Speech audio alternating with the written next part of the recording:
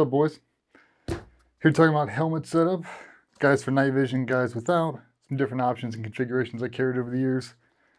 My last one I was ever issued, Ops Core. It's the Desert Digi, but it's got the multicam cover on it. We had to switch. We like these things just because, well, one of the first ones, it had some cable management slots already routed into it. Before we'd pop these rails off, we'd flip them over and we'd Dremel out these channels, and that's how we'd route all our cables, so we didn't have snag hazards. Now guys are zip tying them, a bunch of other stuff. So first things first, everything on here exactly how I had it for, like 7 rotations. Same helmet, same one I always wore. And we'll look at the inside. Swapped out the actual suspension system. So this is the old school one. I don't remember what helmet I pulled this thing out of, but it's an Ops Core, but it didn't originally come on this helmet. We had a dial, I think it was called Abyss. I pulled that thing off. I just wasn't a big fan of it. And to be honest, we just kind of slapped these things over our head. We didn't really buckle the chin strap too often. If we did, you know, it was on a rare occasion. We were doing a jump or, you know, on the helos, but other than that, on the walk-in or just running around daily, we just kind of kept them loose. But it fits like a glove, like custom padding. We cut all the stuff out. If you can see, they all come with this plastic insert. And it's really just to form fit this to your head. But a lot of us were having issues because we run Peltors or a dual comm system. It's the same one I had my entire time. It's still got the O2 comms cable from all the jumping we were doing. So I just run on every deployment. If we were ever going to jump, I just pull this down. I can plug it right in my O2 mask, and we're ready to go. So I don't have to worry about trying to find a cable. But we had to have these under our helmets. So a lot of guys, we'd pull out pads on the sides just to make them custom. So if you're going to run Peltors for an extended period, you'd remove these. Now it's not going to press on the side of your heads. We could limit our padding. Some guys would put in extra. Anytime we were going to run CBRN or a gas mask, we'd rip all the pads out, or we had a helmet that was completely set up for that. No padding at all. We'd cut this out, completely remove it. That way you just had, you know, a ballistic dome piece you could put on last minute. So looking at them top bottom, the only thing that's really been updated on these things, obviously this one's weighs more than this one. We've done some upgrades to nod mount, but I still run them in the same kind of configuration.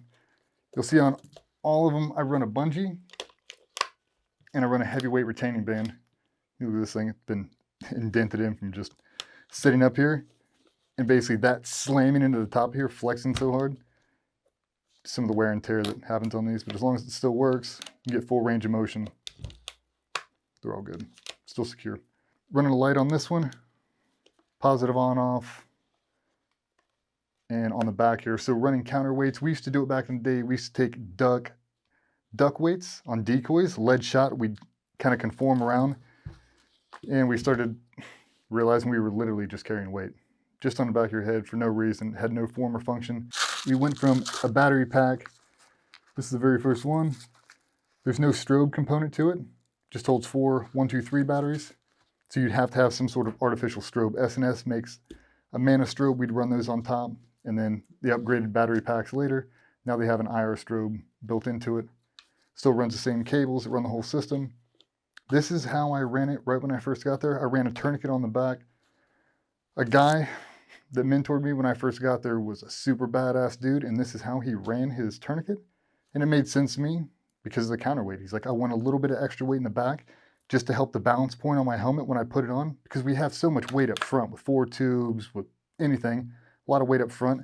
Just a little bit in the back will help it balance out, because we're kind of balancing on Peltors a lot of the times. So we're trying to get that kind of happy medium. Get it nice and comfortable around your head. It's not super crushed down on you, but a nice balance point. And it gives you a common location. Anytime you're going to go out, you have your helmet. Now I'm guaranteed to have a tourniquet, and I can reach with both hands on the back of my head. Thin bands, you basically take it and you can just work it out back and forth. You don't have to just pull to snap. You can kind of just undo it. It comes off. But it's a little tourniquet sleeve, nothing fancy. But the thing's been on there for, I don't know, since 2010. I haven't taken the thing off. I've got a couple hundred jumps on it. So taking around the front side with these bungees to kind of hook on secure knots, I like these open hooks better. There's nothing wrong with these. These are fine. Just for the end user, it's a little bit harder. And I've never had these things come off. But just for normal An economy of motion. I'll set one up with 31s. That's how we set them all. But now when I go to put these hooks in, sometimes it's kind of a pain in the ass to get them off. That's why I've got some doubled over knots on my bungee just to shorten it up, make it a little tighter. Now I can extend it, and now it takes up a lot of the play. But what I do with these, I do them with all of them. Take a heavyweight retaining band, and this dovetail was the point of no return. If that thing shears off, the whole system's going away. That's why we have these bungees. Not to really provide the support back into your eyes, but to keep out a little bit of slop. But if this thing breaks, now these are retained to your helmet with something.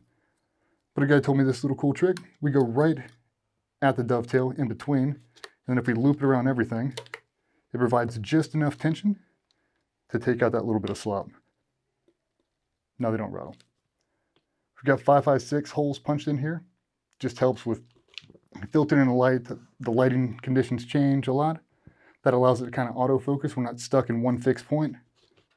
Obviously, we know not everybody's got 31 alphas, so if you don't, hopefully you have 4 tubes. The same way I ran it back in the day, same kind of cables. I'd use those open-ended hooks.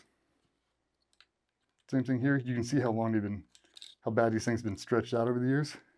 Even if you max that thing all the way out, like these all need to be replaced now. So some of the different stuff we do, if we didn't have bungees back in the day, we'd double hook these and we'd stretch them all the way up. That's why a lot of the bands are stretched out. You see guys do it in the pinch. So that's something. Or we just do it like that. It basically takes up all the slop.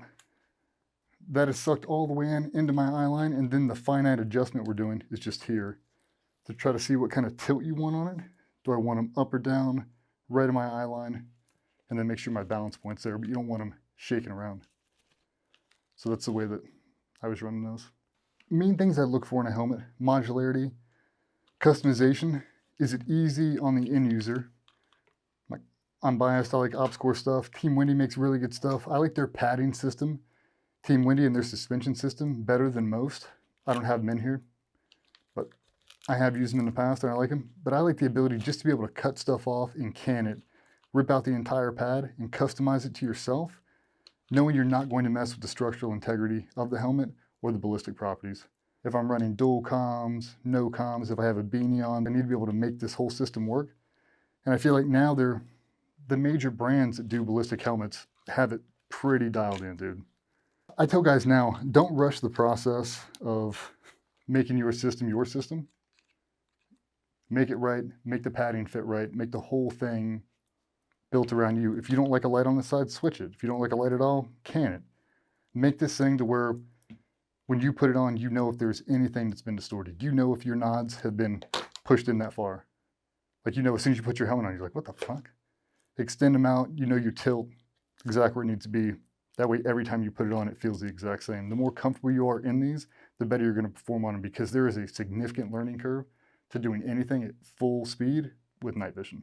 For me, it depends on the application. If I'm going to change anything on my helmet, is it a real world application? Is it just a training scenario, or is it for an anomaly? Like if I was going to skydive in this configuration, there's a couple things I do. I tighten up the bungee, I take gaffer's tape, and I take these hooks, and I just wrap a piece to secure them in position. A couple small things. We tape up the battery ports and the connectors because there's no external battery other than this one. There's nothing internal here that's going to make these run, and I've had it happen before. You go out in that kind of configuration, you have a super hard opening, and this thing shakes loose and comes out.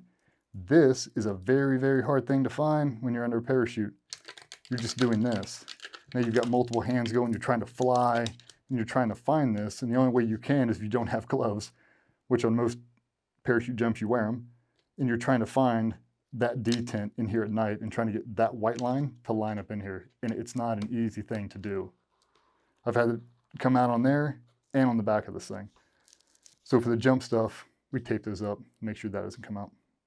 Same thing goes for any kind of super dynamic stuff. Run around fast roping. The last thing you want is to swing out of the rope and that thing comes out and now you're totally black. If I'm going to get super dicey and dynamic and I know it, I cinch that thing down all the way. If we're going to jump out of an airplane, I cinch that helmet down so my nods do not move. They're in my eye line. I'm looking through the tubes the entire time. There's no deviation. Everything's secured. It's really cinched down because we're about to get 120 miles an hour wind blast. So some of the nuanced stuff, nobody kind of gets into it. But so bungee length, how tight the bungee is, it's in user preference. And we tell everybody, it's got to be your system, it's got to be whatever you want. But I know that I'm never going to run my tubes all the way out.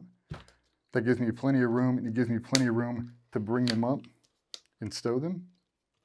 So as long as I can still function this whole thing, it's fine.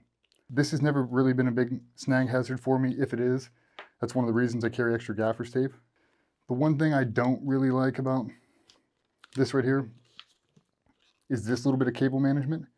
But if I take it and I route it under this, it reduces my snag hazard just by having something else in front of it. It's one more opportunity for it not to get caught. It's out of the way. The same thing with these lens caps. I see a lot of guys running around in this kind of configuration, dangling, and it is terrible. And a lot of guys will stow them underneath. When you look underneath, your eye is coming down this eye line. You don't want anything impeding that. So if we have to roll out of the way, that's why we try to roll them to the outboard side.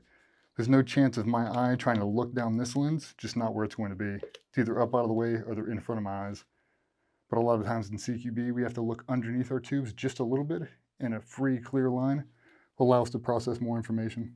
Faro came out with this thing. You can see the old school battery pack, kind of what we were stuck with. It's clean, it's made out of Tegris, it's sexy, it's got a bunch of bungee retention, nice sleeves that are purpose built. These little additions are really nice just for cable management. They really tighten up the whole system. What we do like is repurposing this style up front. So you can see with this old helmet, just how worn out this gets. Like just how sloppy that is just from, 12 years. So instead of running that, we can just run a brand new piece and we can just swap this out.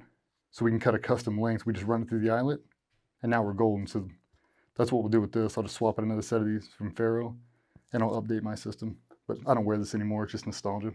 Adjustable battery packs, you can really customize everything, really make it for you and get a repeatable system. One that doesn't weigh 30 pounds. Hope that was helpful. Hope you guys learned some. That's my rundown on helmets. We'll see you boys soon. But not being okay with just being okay. Like make it your system. Hack it out, custom pads, whatever you need. It'll be worth it.